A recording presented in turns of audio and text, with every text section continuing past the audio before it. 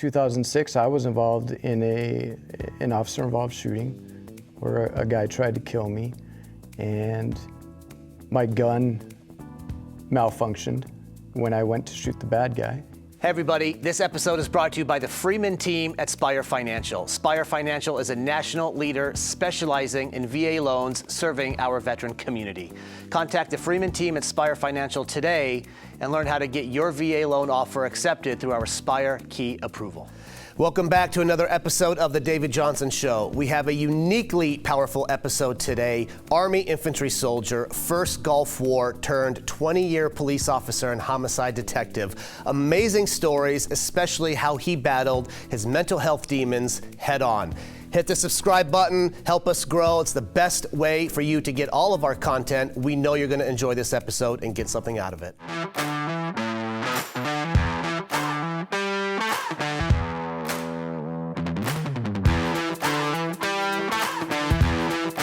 Stand by, coming to David in 5, 4, 3, 2, 1, and cue David.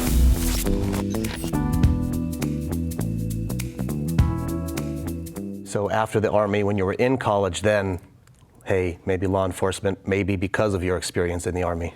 Yeah, it was, I had to figure out something to do. And when I decided to get out of the Army, my squad leader, I'll never forget, he was like, well, what are you gonna do? You're a grunt. You've been to war. You're trained to kill people. Be a bad dude. And I was like, no, I'm gonna get out and I'll figure out what I'm gonna do. So now my mind's going a million miles an hour, which wasn't supposed to do this, but it always happens. So believe it or not, when I got out of the Army, and I just thought of this right now, the very first thing I did was went and took the written test for the police academy for Phoenix. Oh, really? Yeah.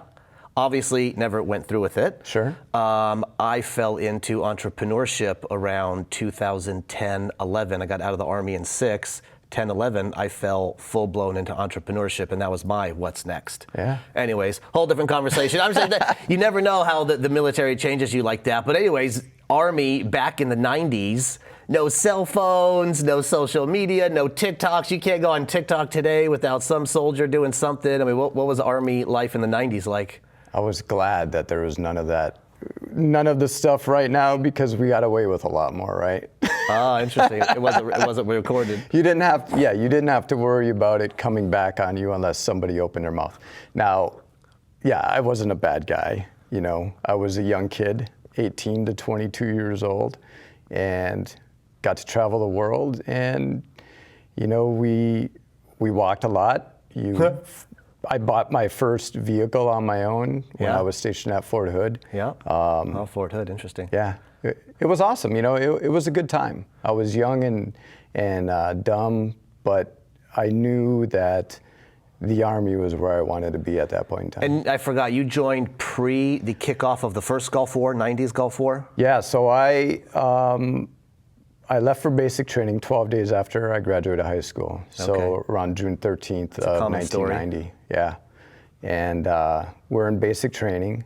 And, Panama had happened in 89 and Grenada a couple of years before that. So there was really nothing going on. But while in basic training at Fort Benning, School for Wayward Boys, that's when Desert Shield kicked off. And then shit got real. What was the, our generation war, the Iraq-Afghanistan, there was the talk about it was, hey, 9/11, Bin Laden, Afghanistan. What was the talk then about the first Gulf War? The why? What did they tell you?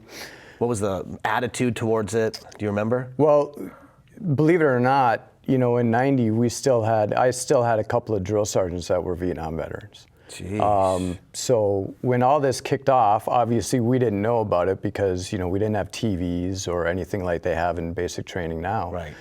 Cell phones. It was word of mouth. You got one phone call, Right. a couple of times a week. So when that kicked off, shit got real. So that you were in basic training when the first ground forces went to Saudi or Kuwait, or wherever they went to kick it off?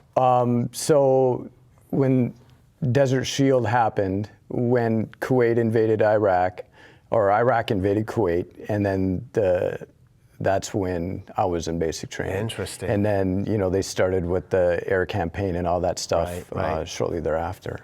And, the common theme from the drill sergeants was, this is going to be bad. There's going to be a lot of people, a lot of you guys are going to die. That was the common thought at that point in time. Okay, so that was my point. That was the attitude at the time, was that we're going to go to war. And yeah, okay, that was similar. I mean, I joined also pre 9/11, so pre-war. But yeah, when 9/11 kicked off, I remember my squad leader at the time saying, right the day 9/11 happened, we're watching it on TV. He looked at everybody and said, we're going to war. Yeah. So then tell me this, when did you get deployed? How did that whole thing go down? So after I graduated basic and AIT at Fort Benning, there were around 300 of us, infantry guys at Fort Benning that graduated. And the majority of us got sent to Fort Hood. Some of them had like Ranger contracts, airborne contracts, stuff like that. So they went their own separate way. I got sent to Fort Hood as an 11 Mike, which is mechanized infantry. And we worked for the garrison because all of the infantry units were already gone. They were already deployed to Saudi. Yeah. And in the buildup. So we were guarding ammo supply Did you know what to points. expect before you showed up to Fort Hood? No. So you show up to Fort Hood, which, I mean, most people know Fort Hood is a massive installation. I mean, we're talking 40,000 plus potentially division level. I mean, this is a massive organization. I believe it's the largest military installation in the So US. you show up to this, call it major city, and most of the people in the city are already deployed going to war. Yeah. And you're back home at Fort Hood. Yeah. Did you want to go? Did you want to get deployed? Oh, absolutely. Yeah, Grew up playing war. My grandfather served in World War II. He was in D-Day +3. Wow. My father served during the Vietnam War. His 3 brothers also served during the Vietnam, but actually were in Vietnam. So it was a common thread in the family. It was in my DNA. And we were stuck guarding ammo holding areas, ammo supply points. We were mailmen for the post. Yeah. And after a few months of that, I couldn't take it anymore. Yeah. So I reached out to our first sergeant, who was super cool, who reached out to our sergeant major, who was uber cool. And I told him, I said, hey, there's like 12 of us that want to volunteer to go over to Saudi Arabia. Because we were grunts. It's what we joined the Army for. I don't want to be on a sideline. You think of it like a sporting competition. I don't want to be on the bench. Of course. Yeah. A lot of people may not understand that, but I was in the same boat. You want to get deployed. Yeah. So yeah, about 12 of us got sent over.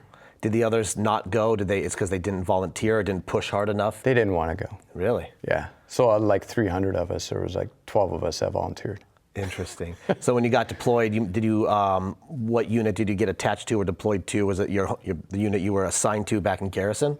Well, before I go there, that's what's one of the first things that you heard when you get in the Army? Don't volunteer for anything, right? Shut up and don't volunteer. And here I am, the ringleader of this group of guys. E4 Mafia. The dirty dozen, yeah. I was just a mosquito wing, E2. Yep. But 18-year-old Kurt, let's go to war. Yeah. So we got over there and we got sent to the large replacement depot. And that's was that in Saudi? Yep. We had no idea where we were going. I was born in Saudi Arabia. That's right, you were. Yeah, sorry. Yeah, we did talk about that before. I digress. That's cool. But yeah, so we got over there, we got sitting at the replacement detachment, and everyone's talking. Hey, we're gonna go to the 82nd. We're gonna go to the Ranger Battalion. We're all like trying to figure out what units we're gonna go to. And so they had us. There were a bunch of guys there, and in a formation. And there's a first sergeant out there, and he's just calling names. And I got attached to the 24th Infantry Division. Interesting. Alpha Company 27 Infantry. So what was the back to? What was the talk, just out of curiosity, back then? Saddam's a bad guy. He's invading Kuwait. Like, obviously, again, our war. Okay, 9/11 happened. We're going after. I mean, there's talk. What was the, the conversation back then? It was scary, right? Because we were going up against one of the largest armies in the world, next to ours, and a lot of wide open desert space. A lot of tank battles. Yeah. And they were expecting thousands upon thousands upon thousands of casualties. Interesting. Yeah. But the talk of we're going here to what? Liberate Kuwait, support Kuwait. Was that the mission? Was that the talk? Yeah, the mission, obviously was to, sent down by President Bush at that time to liberate Kuwait. There was no talk that I heard as a lonely, mosquito, private about going on and just taking over Iraq. It was simply to liberate Kuwait, and how the generals and the commanders decided to do that, we just had to figure it out as we went. So you're now fresh out of basic OSINT infantry training. Call it a couple months later, boom, you're in Saudi Arabia. Yeah. You're in. It was pretty crazy because I got over there about 2 weeks before the ground war started. So I didn't have to hang out there during Desert Shield. I mean, they were over there for over a year, drilling and doing all these things while the airstrikes were going on, living in the desert. I didn't have to go through That any can of get that. old real quick. Yeah. So I was very, very lucky that I got over there 2 weeks before the ground war started, got assigned to the unit, flew out in a plane to the middle of the desert somewhere, picked up by my first sergeant, and there I was. So then what was that mission? Then when you flew out, were you guys invading, going here? What was the actual mission? Do you remember? Yeah, so we were on the very far left. The 24th Infantry Division was on the far left of the swing or the hook that came through. And we were heading towards Basra. Our job was to cut off any retreating Republican Guard forces that were retreating. For those who don't know, Basra is a city in southern Iraq, is it? Yeah. So sorry to interrupt. You were coming in from Saudi to cut off retreating forces, Iraqi forces fleeing Kuwait, coming back into Iraq? Correct. And when you say cut off, meaning what? Capture? Yeah, do everything we can to prevent them from getting back. Regrouping, Yeah. Got it. What size, do you remember what kind of size element they were saying that was going to be? Was it like battalions of those? Yeah, hundreds, Wow. if not thousands of vehicles and stuff like that. So, we were sitting just waiting to cross the LD, the line of departure, and the engineers blew holes in the berms. I mean, these are huge sand berms along the border of Iraq and Saudi Arabia. And my mom actually tried to send a letter or get in contact with me, because I hadn't been in contact with my mom or my dad. And she actually had to reach out to a congressman because where the plan wasn't widely known, right? This big sweeping hook that was going to come through. The Iraqis thought that we were mainly going to focus on Kuwait, right? We were all going to invade Kuwait. So all the units that were out on the far left, 18th Airborne Corps, I think there were some French units out there. Nobody knew where we were at. It was, top secret or whatever. That's a large size element out there. Oh yeah, it was huge. Yeah. But yeah, my mom tried to, write letters or, find out if I was okay because I hadn't been able to call home. They give you a pen and a pad and say, here, write a letter home. And that was a communication. Yeah. See, much different than when I was I'm in there, even in, well, not 03, but 04, 05, I'm in a team house in the center of Baghdad on internet emailing my parents every now and again. Crazy. That's how time changes. Super So your mom crazy. didn't hear from you for so long, so she got worried? Yeah, she didn't hear from me until actually after, 5 days later after the ground war stopped. Oh, wow. So then that ground war, so it was like a 5-day, what you guys were doing? Yeah. Did you see retreating forces that was the plan, or did things change? Oh yeah, no, it was crazy. It was absolutely mind-boggling. I mean, driving in the back of a Bradley. Ugh, never have, never want to. It is crazy. So, just picture it. You've seen them. You know how small they are. And we are loaded for bear. I mean, we've got TOW missiles back there. We've got LAWs. We have AT-4s. We have 7.62 ammo, 5.56 cans, everywhere. And we have nine infantry guys loaded down with our individual weapons. Live hand grenades for the first time. Hell, I'm just out of basic training a few months. You know what I mean? I graduated in October, and here it is, February. You got to think those are experiences, especially for a young human, 18, 19 years old. And paint that picture. You're in this, I'm going to call it a VW size bug. It might be a little bit bigger, maybe, but 9 people. Probably between the age of 18 to 21, loaded for bear, live grenades, ordnance, and here's 18 to 22-year-olds going to war. Yeah, it's crazy. So we're, driving in the back of that, and I remember my my squad leader. We had our CVC helmets on with the earpieces, and I don't know how it was when you went over, but they're constantly injecting us with stuff, giving us shots, giving us pills, take this pill. And one of the funniest things, so I'm a brand new private, right? I'm new to these guys, so I'm trying to ingratiate myself to this group of individuals, important. Grunts that have been living together, eating together, sleeping together, fighting together, for even years before that, back at Fort Stewart, Georgia, and I'm the new guy trying to fit in. So squad leader comes over, he's like, hey, take your pills. Now, we had been given these pills and told to stow them on our body. And at the time, when you're given the word, go ahead and take them. And they're little pop tab pills, Yeah. And so he's like, what? Take the pills? He's like, everybody take your pills. And I wasn't fucking around. I was like, I'm going to take that. I popped it right away, put it in my mouth, took a swig out of my canteen. And he's like, what? Say again, over? Don't take the pills?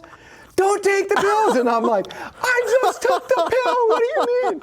And they're all just dying and laughing. What were the pills? Malaria or whatever bullshit. It could have been speed for all I know. I don't know. So yeah, we're driving through. We're making pretty good time, and before you know it, our Bradleys start firing. Shooting TOW missiles, 25 Mike, 7.62 coaxial, and then next thing you know, you start seeing Iraqi soldiers walking with their hands up, just giving up. It was crazy. They couldn't fight back. They didn't have the intestinal fortitude or whatever it was. We're seeing that a lot nowadays. Yeah. That country was, a dictatorship, and obviously, some of them, the majority of them, didn't want to die for that. So, the majority of them gave up. That was also the case in 2003. The majority gave up. I mean, I remember vividly in 2003, March, April, May, was talking to battalion commanders, brigade commanders, senior military officials. They literally told their troops, take off your uniform, go home. We are not fighting. Yeah, that's crazy. Yeah. It's unbelievable. Yeah, that is nuts. So, what made you want to get out? Man, so, I got done with that, left 2 weeks after the ground war. So, I was over there, I think, total of 45 days. It was like they were waiting for me to get over there. We got it done, and then we left. You started and ended the Gulf War. Yeah. Thank you for your service, Yes, sir. Went back to Fort Hood. I could have went back with the 24th Infantry to Fort Stewart, Georgia. Oh, really? But I was given the option. You can stay with us. I went back there to out-process. You could stay with us, or you go back to Fort Hood. I had this shiny new Cib, and I wanted to go back and show the other guys that didn't go over. Hey. So ended up going back to Fort Hood. Got attached to the Real quick, for people that are listening, we have a lot of patriotic Americans that haven't served. Tell them what a CIB is, real quick. The CIB is the Combat Infantryman's Badge. It was awarded first, I think, during World War II, and it's given to infantrymen and or Rangers or Special Forces guys that are engaged in combat and test their mettle. Correct. Thank you. So you went back, went to Fort Hood. Went to Fort Hood, got attached to the 1st Cavalry Division, which was pretty cool. It was a good time. Finished out my first 2 years at Fort Hood, and then I got sent to Germany for 2 years. Oh, wow. What part of Germany? A place called Kirchgoens. It's about 30 kilometers north of Frankfurt. Okay. Beautiful place, beautiful country. I got to get back there one of these years because Germany's great. I absolutely love Germany. Amazing. I spent about 4 or 5 months there. It's great. Yeah, the people are awesome. The country is beautiful. It's just, it was a great place for a young, single guy to be. So the reason I decided to get out is I was 22. I had told my commander, my captain, my first sergeant, that I had planned on staying in, so they sent me to PLDC.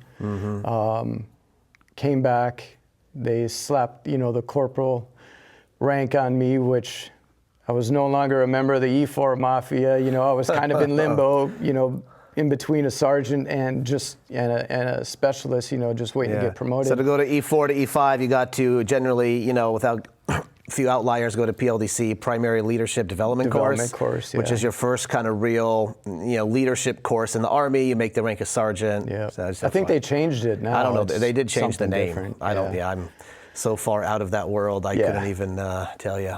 So, but I had started I had a lot of friends that were married over in Germany, and I saw a lot of marriages go south. Oh, wow. And a lot of them had kids, and I was just like, this is not, for me, a place to raise a family.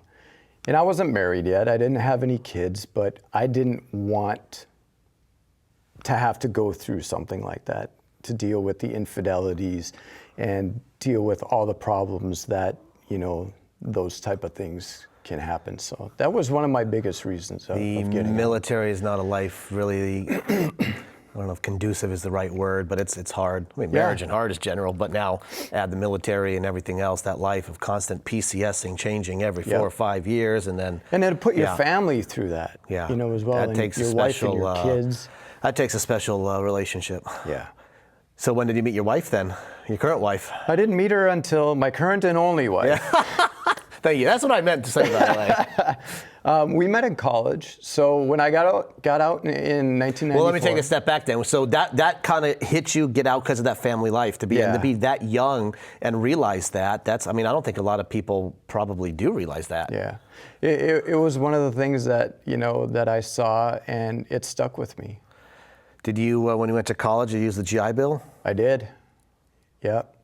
So I got out. Went back to Michigan, where I was born and raised, and hung out at home for a couple of months collecting unemployment, on terminal leave. Yeah, I remember those days. Yeah. And I started school at Northern Michigan University in December of '98. But in the meantime, when you get out of the military, you still have, part of a contract, to uphold. Inactive reserve. Inactive reserve, or you could go into the Guard or the reserves. I decided to join the National Guard, so I joined the local Guard unit at in my hometown, and then went to college. Got it. While still being in the Guard. Okay. Yeah. And then while you were in college, you then got the spark of the idea to go into law enforcement. Yes.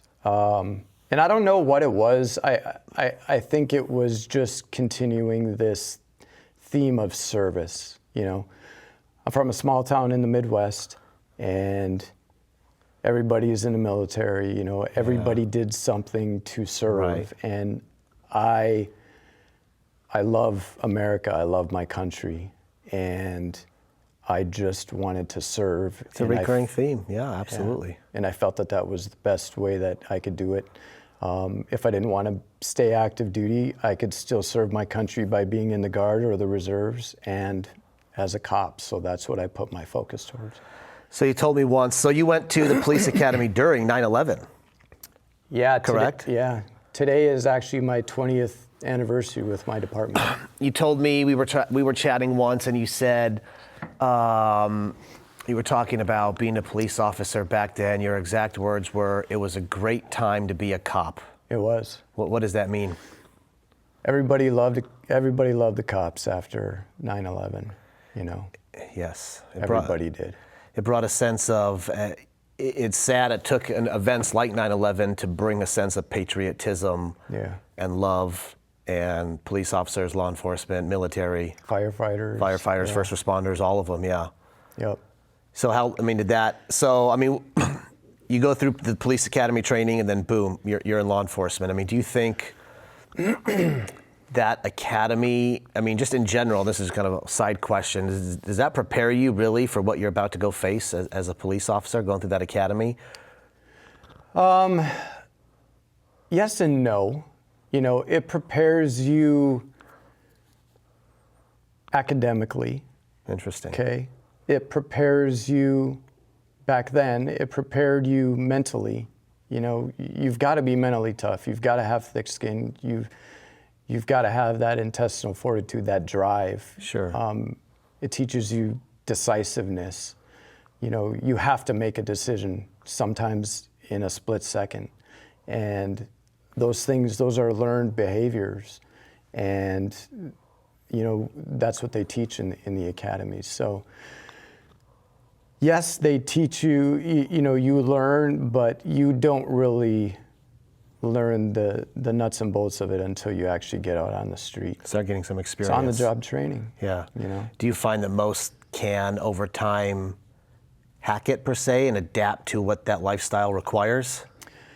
Yeah, you have to do a lot of soul searching to want to be a cop.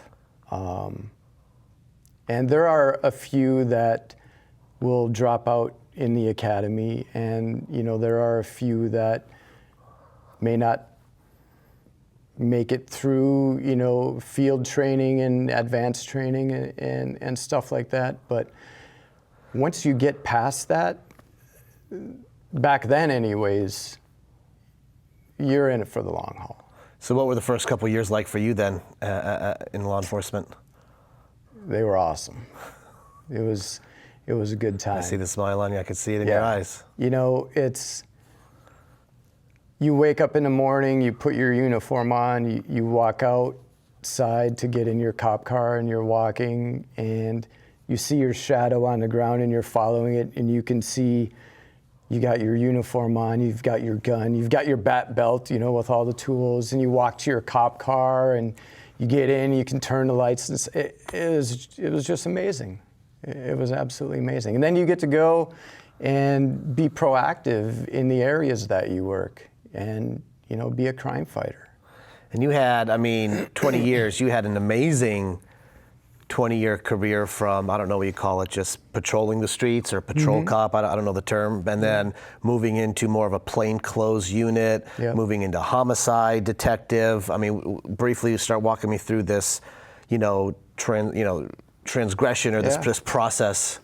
Well, yeah, we started out on patrol, and within the first 2 years of being a cop, I lost my brother-in-law. He was killed in a line of duty. He was a Detroit police officer, Scott Stewart.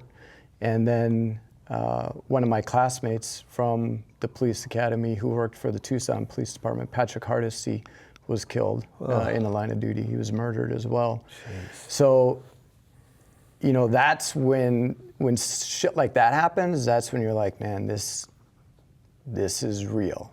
You know, I could die. I could not come home.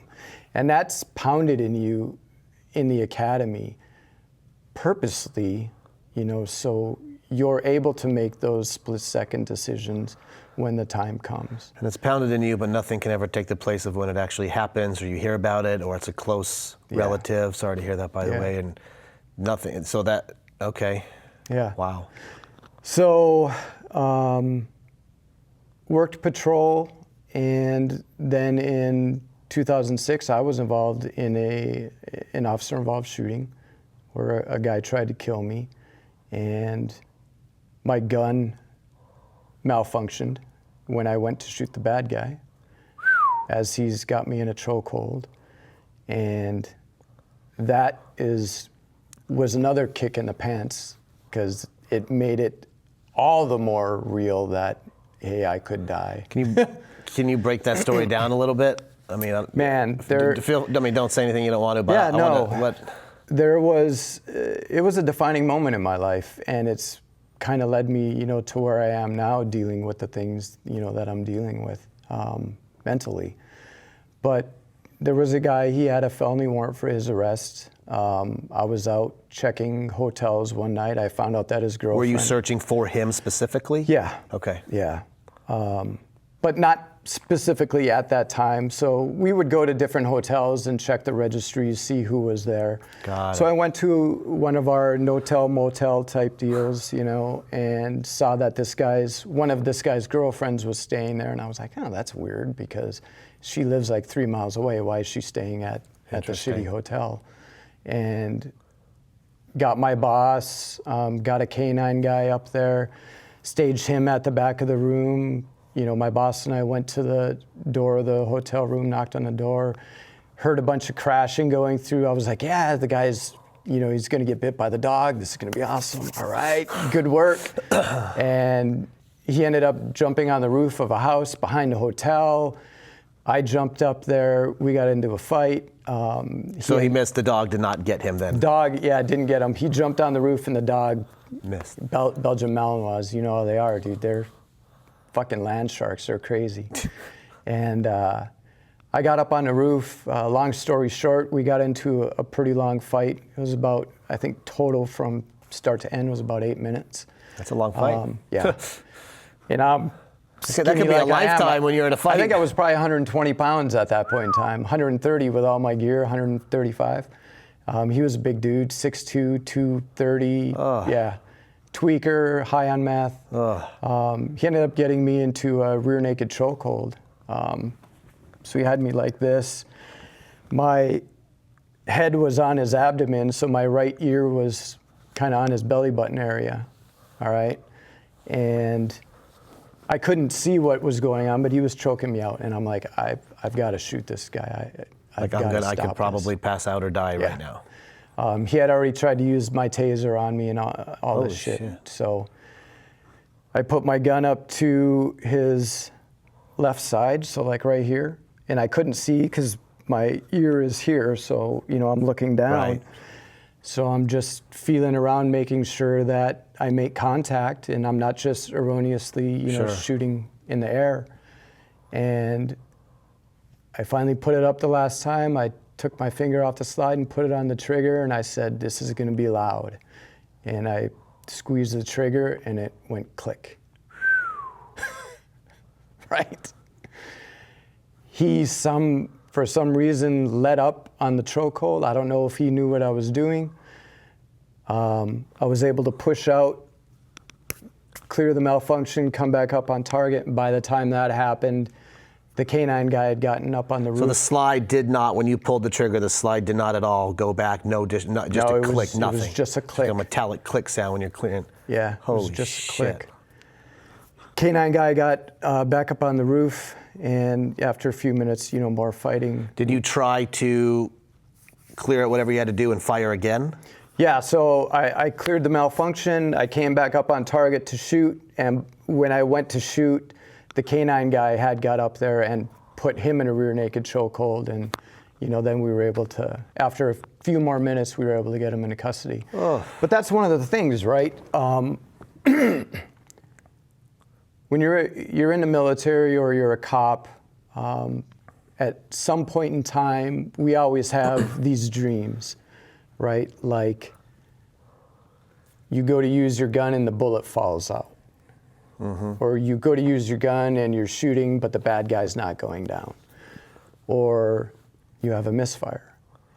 And in the military and in law enforcement, they always teach us how to fix these mechanical malfunctions, right? You know, you slap, pull, tap, rack, pull, whatever, right. you know, platform you're using. These things are ingrained, it's muscle memory. You've done it thousands of times.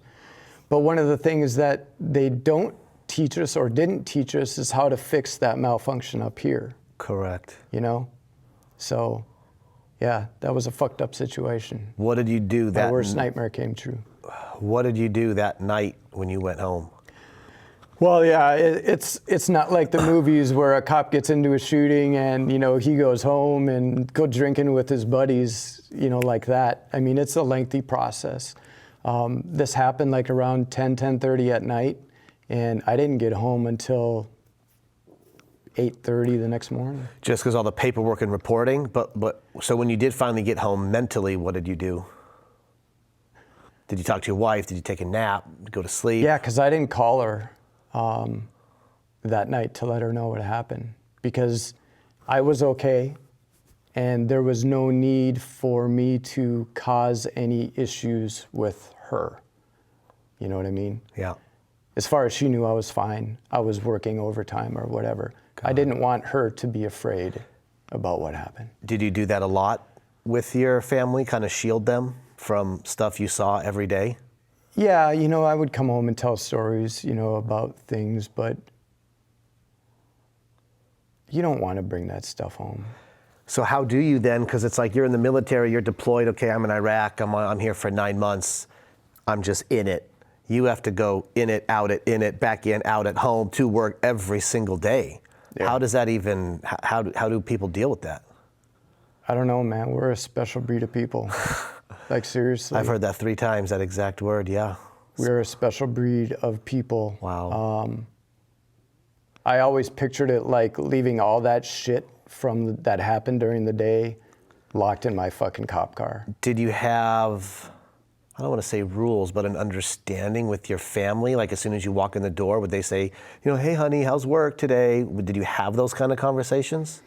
Oh yeah, I mean, you know, we just wanted to live a normal life, but you know, sometimes there's cool shit that happens, like car chases and you know, stuff like that. So, you know, you give those stories. But you know, as I got into homicide, you know, later on, I would come home and you know, talk about what happened during the day or this particular investigation, but kind of a watered down version. But what being a cop, and especially being a homicide detective, really was a detriment to me was how I treated my, you know, wife and kids. I was, you know, very overprotective, because we're always in the red, you know, as cops. You know, we're always hypervigilant. We're always looking around, trying to see, you know, trying to figure out what angle someone's doing, or, you know, is this guy that's, you know, just driving next to us, is he, you know, someone that knows me, wants to hurt me, or wants to carjack us? So yeah, it. So then mentally, from that incident on the roof, when you almost, I mean, you almost died. You could have almost died. Plus the malfunction in the gun or the misfire, that just adds a whole nother brain fuck to the equation. Yeah. So then what, did that change then? Your desire to be a cop, how you work, did that change anything? It didn't change my desire to be a cop. It changed how I did things. And, you know, one of the hot button, you know, issues today, or hot topics, is, you know, de-escalation, right? And you think of de-escalation like a light switch dimmer. So you have a dimmer. De-escalation of force. Yeah. So you have a dimmer, and you know, you can turn it up, and you can just as easily turn it back down. You can make it as bright as you want or as dark as you want. So, and you know, I mean, obviously this has been a hot topic, like you just said, for many years. So de-escalation of force, you're talking like, hey, I'm a police officer, here's a suspect or whatever, I'm gonna match their level of intensity? Or what, is that? So if they up their level of intensity, or you up then you're up yours. Yeah. And is this taught now, or has it been taught? Oh yeah, it's always been taught. But what happens after traumatic incidents like that, some of us lose that ability to turn up and turn down. You're either on or off. It becomes a light switch, a regular light switch, where you're on or it's off. And when you're on, it's very, very difficult to go off. And I started noticing these differences in my behaviors and my mannerisms and the way I approached work. I was fucking terrified. I did not want to have that situation happen to me again. So my brain, in order to prevent me from being in a situation like that, was to always just be up here. Now you can talk about that now. Did you realize that back then that was happening? I did. Really? And I brought it to the attention of the department. I said, hey, something's fucked up. I'm fucked up from this situation. Wow. I need help. What'd they say? They said, okay. And they sent me to a independent medical examiner, and I was diagnosed at that time with an adjustment disorder with anxiety and depression. Did your constant on ever, I don't want to say get you in trouble, but cloud your judgment maybe at all? Or were you could see my discipline history, which was 0 prior to that shooting incident, escalate slowly. And it wasn't that I was out beating people up or I wasn't violating people's rights. I was more than anything else, it was verbally. I was very short. I got very angry quickly. If someone tried, said I did something that I didn't do, I would just fly off the handle. But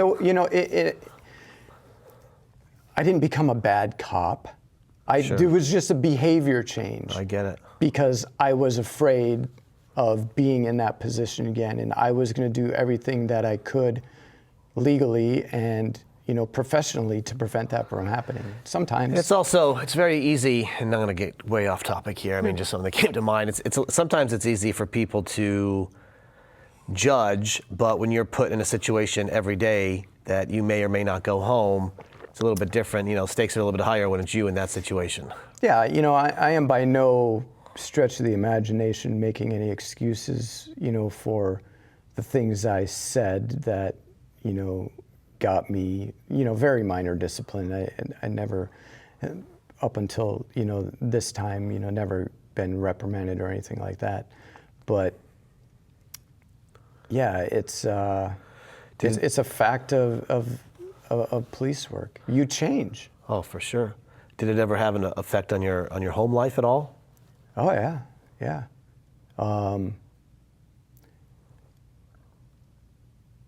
I'm an alcoholic.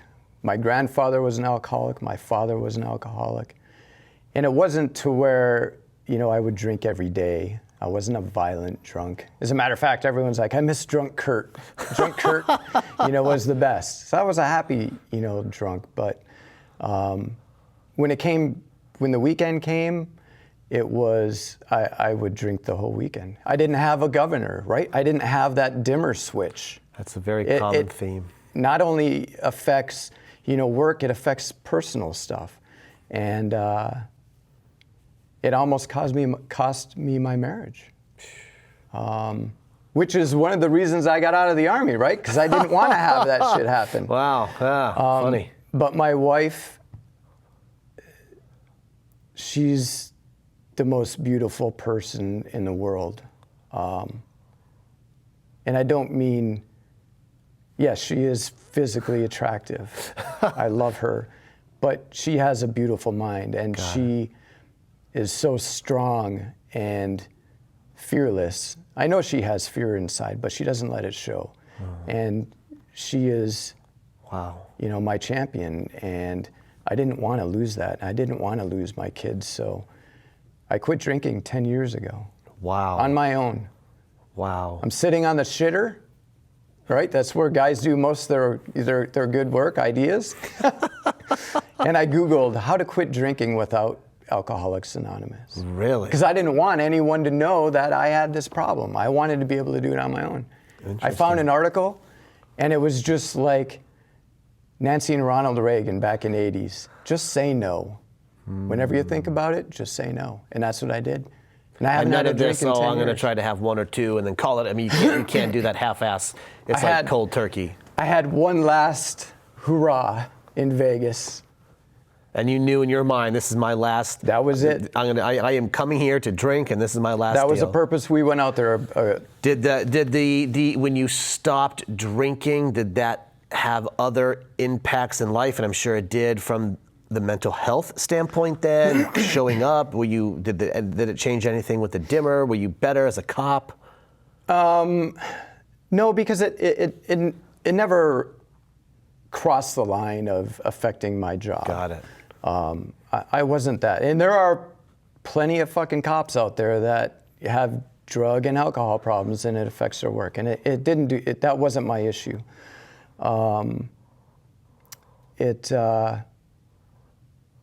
It made me a better person, but I was still dealing with all this stuff up here. So I know running has helped you a lot. Yeah, it's like when I quit drinking, I started shortly thereafter. I started doing CrossFit because for me it was I had to get rid of an unhealthy habit. You have to replace it and replace it with something healthy.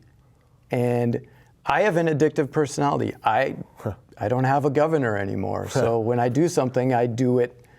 I'm just gonna do it, you know. So I quit drinking and started working out. I joined my buddy. He started a CrossFit gym, and I did that for a number of years. Did that help with the mental health aspect? Yeah, being physically active is a huge part of mental health, and you get to get your aggression out. If you have aggression, you get to get your emotions out. The crying and the screaming and all that stuff. So. So as your 20-year career kind of comes to an end, do you see, two things. One, what's the next chapter in your life look like? I don't know.